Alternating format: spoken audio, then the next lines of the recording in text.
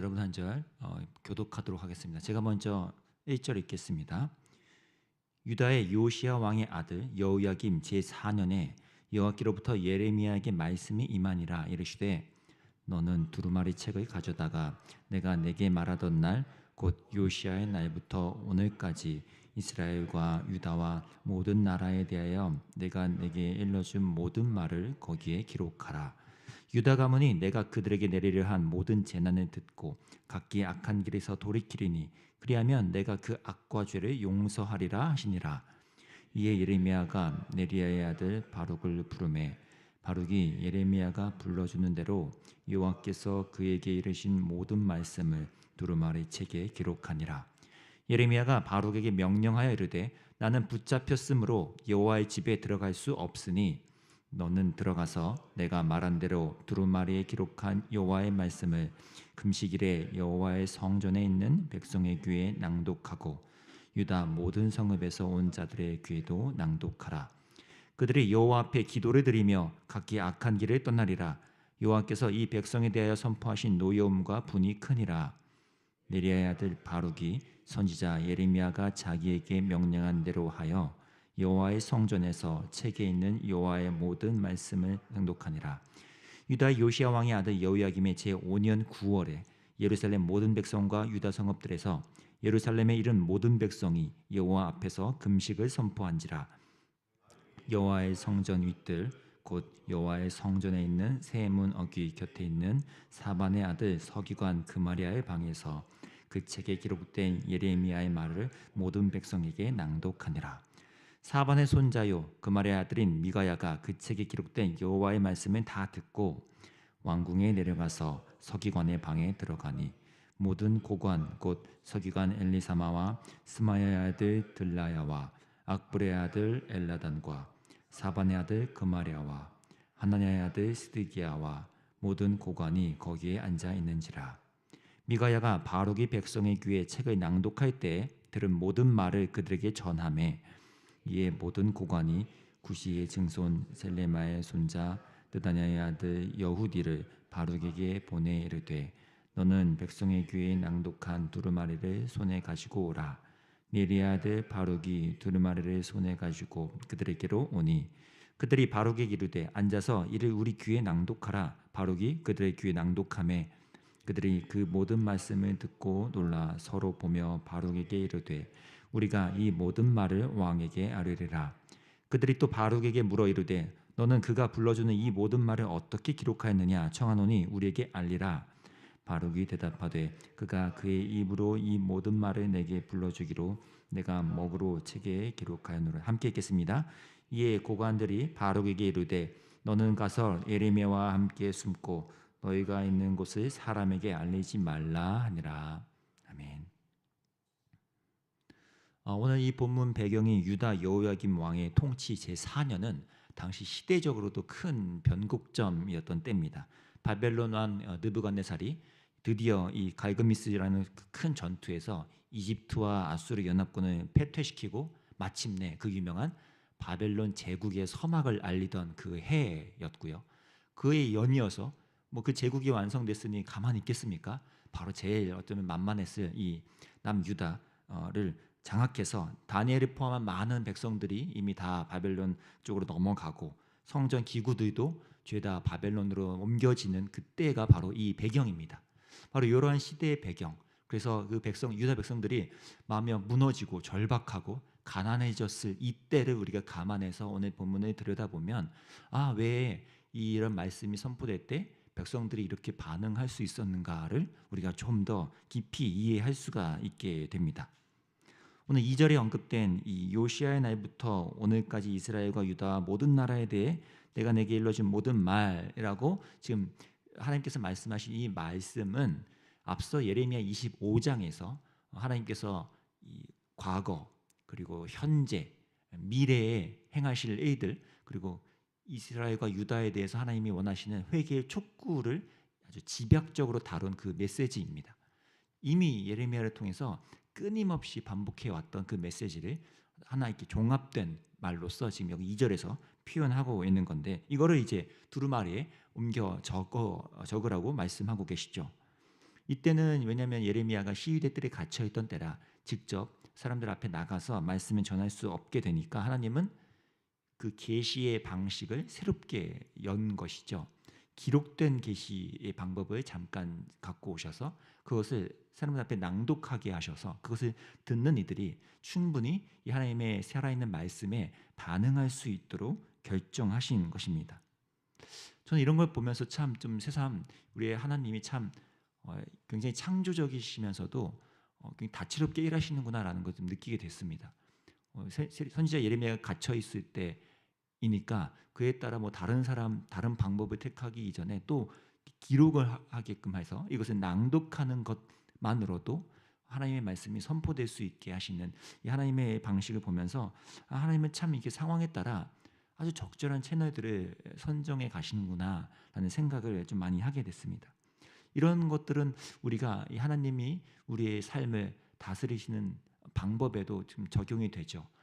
어떤 특정한 방법만을 고집하지 않으시고 저와 여러분의 삶의 어떤 시기 또 어떤 문제와 상황들의 속에서도 하나님의 여러 채널들을 뭐 자유롭게 사용하셔서 그 일들 속에서 하나님의 뜻을 전달하시고 또 펼쳐 가시는 분이라는 이것을 우리가 신뢰하는 것이 사실 우리 신앙에 굉장히 중요한 부분을 차지합니다. 하나님이 내가 원하는 이 방식대로 역사하지 않을 때에 오는 답답함과 불안감을 이겨낼 수 있는 힘이 바로 이 하나님의 창조성, 그분의 자유로운 역사성을 우리가 신뢰하는 것도 우리에게 큰 힘이 되기 때문이죠. 그것을 우리가 신뢰하면서 우리 또한 열린 순종으로 반응을 할 필요가 있다는 것입니다. 그렇기 때문에 오늘 본문도 그런 부분을 많이 보여줘요. 오늘 본문에는 이렇게 하나님의 말씀 이 역사하심에 반응하는 순전한 이들이 몇몇 등장하거든요. 지금 예레미야가 3절에서 바룩이라는 이를 부릅니다. 근데 그 바룩을 여기서 소개하기를 네리야의 아들 바룩이라고 이제 표현되죠. 이 네리야라는 이 사람의 또 다른 아들이 사실 예레미야 서에 등장하는데 예레미야 맨 끝에 가면 이제 시드기야 왕이 완전히 처참하게 저쪽 바벨론에 끌려갈 때 이 같은 군대 안에서 병참감이라는 직책을 갖고 따라간 네리야의 또 다른 아들이 등장합니다. 예레미야 51장 59절에 이 또 다른 아들이 이제 병참감이라는 직책을 갖고 있는데 병참감은 소위 이제 군대가 이동할 때 약간 어떻게 보면 앞서서 걸어가면서 우리 군대가 어디에서 하룻밤을 지내야 할지 이렇게 묵어야 할지를 미리 정찰하며 다니는 군대 리더입니다. 그러니까 굉장히 어떤 관리직이고 간부죠. 이렇게 네리의 아들인 이 또 다른 한 사람이 이렇게 했던 것처럼 이 바룩 또한 결국 당시에 이제 고위직 간부들, 고관들과 충분히 접근이 가능했던 사람이라고 우리가 추정이 가능한 것이죠. 그래서 이 바룩이 성전 윗뜰에서 이 낭독한 후에 그것에 반응한 고관들이 바로 이 바룩을 바로 불러서 바룩에게 한 번 더 그것을 들려달라고 요청하게 되는 연결점이 바로 이렇게 사용되었던 것입니다. 오늘 10절에서 그게 등장했죠. 바룩이 성전 윗뜰의 넓은 방을 활용해서 모든 백성이 듣도록 이제 낭독을 하는데 또 재밌는 건요. 그 방이 누구의 방인가 봤더니 오늘 보니까 10절에 사반의 아들 서기관 그마랴의 방이라고 언급됩니다. 여기 사반이라는 이 인물이 사실 예전 과거 인물인데 아마 기억이 나실 분도 있을 겁니다. 그 예전 요시야 왕이라는 대대적인 종교 개혁을 일으킨 훌륭한 왕이잖아요. 그 당시 그 종교 개혁이 일어날 수 있었던 하나의 그 시발점, 그 불꽃이 튀는 그때가 그 하나님의 말씀이 발견되는 그때였지 않습니까? 그 하나님의 발견된 말씀을 낭독했던 사람이 바로 사반입니다. 그 사반이라는 이의 그 아들이 이 그마랴라는 사람이고 그 그마랴의 방에서 공교롭게도 바룩은 지금 이 말씀을 낭독하게 된 것이고요. 그게 끝이 아니라 그렇게 이 그마랴의 방에서 낭독할 때 그 말씀에 또 반응한 첫 번째 놀라운 사람이 오늘 11절에 등장하죠. 그마랴의 그 아들 미가야였습니다. 참 재밌죠. 사반이라는 그때 옛 선조 요시야 왕 때의 종교 개혁에 함께했던 그 대단한 믿음의 선조가 그 아들인 그마리아의 방에서 또 한 번 하나님의 말씀이 선포되는 일이 일어났고, 또 그 말씀이 들려질 때 당연히 그 방 근처에 있었을 그 아들 미가야가 그 말씀에 반응해서 어이구 하면서 드디어 이것을 고관들에게 전달하는 역할이 이어지고 있는 이 장면들입니다. 이렇게 하나하나 연결되고 또 전달되고 이어지는 이런 모습을 보면 하나님이 참 그분의 뜻을 이루어가는데 한 조각 한 조각의 이 아름다운 것들을 연결시켜 가는 것을 오늘 본문에서 우리가 느끼게 된다는 것이죠. 그리고 그것은 오늘날 우리에게도 사실 좋은 도전과 하나의 기도 제목으로 자리 잡기도 하는 것 같습니다. 심지어 오늘 본문에 등장하지 않지만 이 사반이라는 자의 이 분의 또 다른 그 아들이 아이감이라는 사람도 있는데, 사반의 아들 아이감이라는 인물도 예레미야에도 등장했어요. 예레미야가 26장에서 성전에서 막 설교를 하고 나니까 백성들이 막 죽이려고 득달같이 달려들 때 26장 맨 끝에 이 사반의 아들 아이감이 예레미야를 그들로부터 보호하여 지켜주었다라고 기록이 되어 있습니다. 제가 이런 걸 보면서요, 그러니까 예전에 그 사반이라는 선조로부터 이어진 어떤 신앙의 계승, 그래서 그 아들들이 각자의 삶의 위치에서 적절한 때에 하나님의 말씀에 따라 하나님의 사람을 돌보고 또 하나님의 사역에 동참하는 애들이 이렇게 한 조각 조각씩 이어져 가는 그림을 보면서 굉장히 깊은 감동이 있었습니다. 이분들 당사자 입장에서는 자기가 그걸 알았을 리가 없잖아요. 내가 뭐 우리 할아버지가 사반이니까 우리 아빠가 누구니까 나도 이렇게 쓰임 받겠지, 이런 계산을 하지 않았을 겁니다. 그냥 그들은 그들의 삶에 주어진 신앙을 이어받으면서 하나님 앞에 살아간 것이죠. 그런데 그런 그들을 통해 하나님은 이렇게 하나 둘씩 그들을 연결시켜서 하나님의 뜻을 이루어가고 계시다는 겁니다. 결국 예레미야서에 나오는 이 예레미야라는 인물도 굉장히 대단하지만 우리가 늘 알듯이 어떤 시대에도 한 사람만 하나님 앞에 쓰임 받았던 것이 아니고 예레미야도 결국 혼자가 아니었다는 거죠.